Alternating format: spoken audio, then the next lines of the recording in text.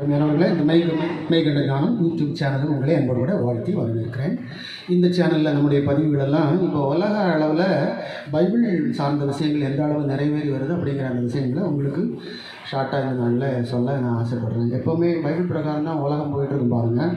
அந்த வரிசையில் இந்த நாளில் நம்ம பார்ப்போம். ஒரு 3-4 விஷயங்கள் பாருங்கள். முதல்ல பைபிள் எருசலேமை பற்றி என்ன சொல்லுது பாருங்கள். இனிமேல் எருசலேம் தான் இந்த பூமியினுடைய ஒரு விதி, அதாவது ஒரு தலைவிதி மாதிரி பார்க்கப்படுகிறது. எருசலேம் தான் உலகத்தினுடைய ஒரு குடிமி என்றே சொல்லலாம். கடைசி நாட்களில் எருசலேம் நீங்கள் பார்த்தீங்கன்னா ஒரு கல்லாக மாறும். I will make Jerusalem and immovable rock அப்படின்னு சொல்லப்படுகிறது. கடைசி நாட்களில் எருசலேம் எல்லா நாடுகளுக்கும் பாரமான கல்லாய் மாறும் என்று பார்க்கிறோம். ஹமாஸ் கடந்த நாட்களில் நீங்கள் பார்த்தீங்கன்னா ஹமாஸ் போராளிகள் எருசலேமில் இருக்கிற தங்களுடைய மசூதியை பாதுகாக்க வேண்டும் என்று சொல்லி தான் அக்டோபர் 7 2023 அக்டோபர் 7 தாக்குதல் நடத்தினாங்க. ஆனால் இன்றைக்கு வரைக்கும் நீங்கள் பார்த்தீங்கன்னா அவங்க செய்த அந்த தவறுனால அவங்களால ஜெயிக்க முடியல. பார்த்தீங்களா, இப்பொழுதும் பிணை கைதிகளை அவங்க விடுதலை பண்ணும்போது எவ்வளோ பில்டப் போடுறாங்க பாருங்கள். தலையில் தொப்பியெல்லாம் சுற்றி தலையை கண்ணு மட்டும் தெரிகிற மாதிரி முகத்தை எல்லாம் மறைச்சி கையில் துப்பாக்கியோடு ஏந்திக்கிட்டு இந்த அளவு அவங்க அந்த விஷயங்கள் செஞ்சிட்ருக்குறாங்க. ஆனால் அவங்களுக்கு லாபம் என்னன்னு நீங்கள் பார்த்தீங்கன்னா எதுவுமே கிடையாது.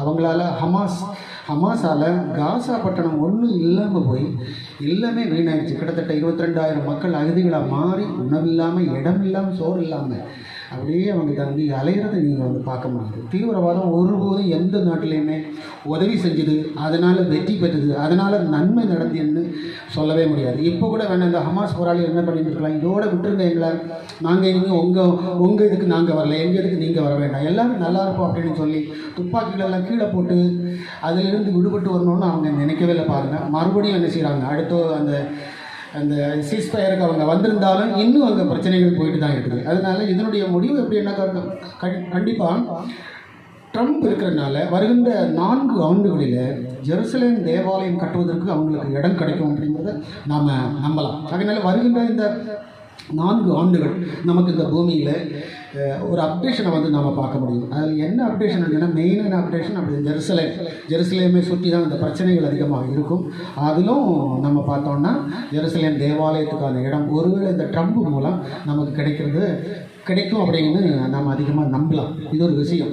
ஏன்னா ட்ரம்பினுடைய மூவ் இப்போ நம்ம பார்த்தோம்னு சொன்னால், காசாவிலிருந்து அகதிகளெல்லாம் எங்கே போக சொல்கிறாரு, கொஞ்சம் பேர் என்ன பண்ணுங்கள் எகிப்தில் போங்க, மற்றவங்க லெபனானுக்கு போங்க அப்படின்னு சொல்லிடுறாரு.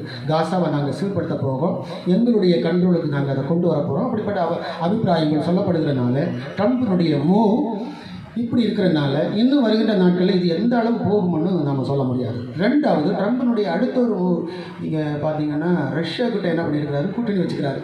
ரஷ்யாக்கிட்ட கூட்டணி வச்சு ரஷ்யாவுக்கு ஆதரவாக பேசுகிற மாதிரி ட்ரம்பினுடைய மூவ் போகுது. ஜெலன்ஸ்கி இதனால் தள்ளப்பட்டார். இப்போ ஜெலன்ஸ்கி என்ன பண்ணுறாருன்னா ஐரோப்பிய ஒன்றியத்தில் போகிறாரு. ஜெலன்ஸ்கி அவர்கள் ஐரோப்பிய ஒன்றியத்துக்கு போகிறனால ஐரோப்பிய ஒன்றியத்தில் இப்போ ஒரு மெகா கூட்டணி ஒன்று உருவாகுது. ஐரோப்பிய ஒன்றியத்தில் எவ்வளோ நாளாக, அதாவது யூரோ டாலரில் அவங்க உயர்ந்திருக்கிறாங்க. அது உங்களுக்கு எல்லாருக்கும் தெரிஞ்ச விஷயம். ஆனால் ஐரோப்பிய ஒன்றியத்தில் மிலிட்ரி ஃபோர்ஸ் கிடையாது. ஆக ஐரோப்பிய ஒன்றியத்தில் இருக்கிற நாடுகள் எல்லாம் சேர்ந்து வருகின்ற நாட்களில் அவங்க நாடுகளில் இருக்கிற மிலிட்ரி ஃபோர்ஸை என்ன பண்ணுவாங்க, எல்லாம் ஒன்றிணைச்சு யூரோப்பியன் யூனியன் மிலிட்ரி ஃபோர்ஸ் ஒன்று கொண்டு வரதுக்கு வாய்ப்பு இருக்குது. இது பயம் பிரகாரம் கண்டிப்பாக இது தேவை தான். இந்த ஒரு அப்டேஷனுக்கு உலகம் போயிட்டு இருக்குது. ஆகையினால ட்ரம்ப் ஐரோப்பிய ஒன்றியத்தை விட்டு வெளியே வர மாதிரி சூழல்கள் இருக்குது. பார்த்தீங்களா, ஆல்ரெடி ஐநா சபையில் இருந்து அவர் வெளியே வந்துட்டார். இப்போ நீங்கள் பார்த்தீங்கன்னா யூரோப்பியன் யூனியன் விட்டு அவர் வெளியே வர மாதிரி ஒரு சூழல் இருக்குது. ஆக இன்னொரு ஐடியா இருக்குது பாருங்கள். ஏன் இந்த ட்ரம்ப் ரஷ்யா கிட்ட ஒரு கூட்டணி வச்சுக்கிறாருன்னு சொன்னால், அது அவருக்கு உள் மனசில் வேற ஏதோ ஒரு ஐடியா இருக்கிற மாதிரி எனக்கு தோணுது. அது எப்படின்னா, இஸ்ரேலும் அமெரிக்காவும் சேர்ந்து ஈரானை வருகின்ற நாட்களில் ஈரான் நியூக்ளியர் அப்டேஷனுக்கு வரக்கூடாது. ஏன்னா ஈரான்கிட்ட இன்னும் நியூக்ளியர் ஃபெசிலிட்டிஸ் நிறைய இருக்குது. அது ரொம்ப அதிகமாக அவர்கள் வளர்ந்து வந்தாங்கன்னா அது மற்ற இஸ்ரேல் நாட்டுக்கு அச்சுறுத்தல், மாத்திரமல்ல அமெரிக்காவுக்கும் அது அச்சுறுத்தல் என்கிற ஒரு எண்ணம் அவருடைய மனசில் இருக்கிறதுனால 2 பேரும் சேர்ந்து வருகின்ற நாட்களில் ஈரானுடைய அணு உலைகளை தாக்குவதற்கு வாய்ப்பு இருக்குது. ஸோ அப்படிப்பட்ட ஒரு தாக்குதல் நடத்தும் பொழுது ரஷ்யா என்ன பண்ணக்கூடாது, ஈரானுக்கு ஆதரவாக வந்துடக்கூடாது அப்படிங்கிற ஒரு அபிப்பிராயத்தில் ஒருவேளை ட்ரம்ப் என்ன பண்ணுறாரு, இப்போ ரஷ்யாவுக்கு ஆதரவாக செயல்படுறாரா அப்படிங்கிறதும் நாம் யோசிக்கக்கூடிய ஒரு விஷயமாக இருக்கிறது.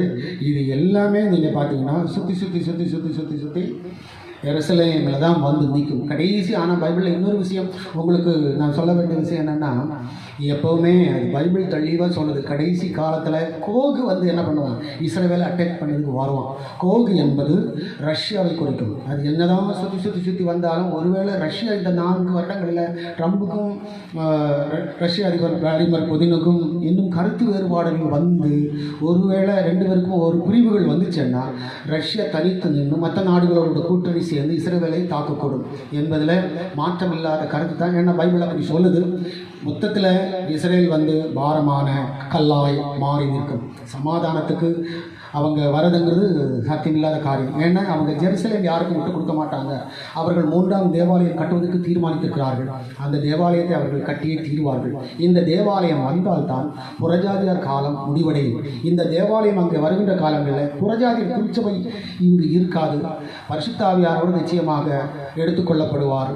ஆக உலகம் ஐரோப்பிய ஒன்றிய கண்ட்ரோலுக்கு போகும். ஆக மொத்தத்தில் இந்த பரஜாதியார் காலம் முடியும் பொழுது நிச்சயமாக அந்த முடிவு வேளையில் நம்ம 3ஆம் உலக மகா யுத்தத்தை பார்க்கலாம். இந்த 3ஆம் உலக மகா யுத்தத்தில் ஆல்ரெடி நாம் இப்போ 3ஆம் உலக மகா யுத்தத்தில் தான் இருக்கிறோன்னு நிறைய பேர் பேசுகிறாங்க. இருந்தாலும் அது பயங்கரமாக வருகின்ற ஒரு காலம் உண்டு.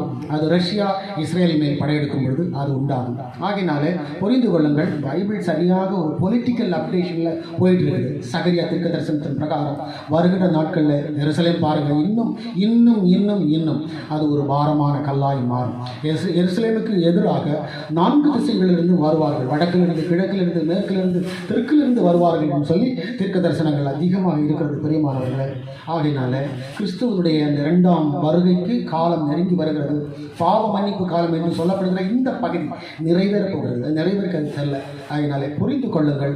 பொலிட்டிக்கல் ரீதியாக உங்களுக்கு நிறைய சொன்னோம். இன்னும் வருகிற நாட்களில் இந்த வீடியோவில் இந்த மாதிரி விஷயங்களை உங்களுக்கு நாங்கள் வந்து சொல்கிறோம். கண்டிப்பாக சப்ஸ்கிரிப்ஷன் கொடுங்க, மற்றவங்களுக்கு ஷேர் பண்ணுங்கள்.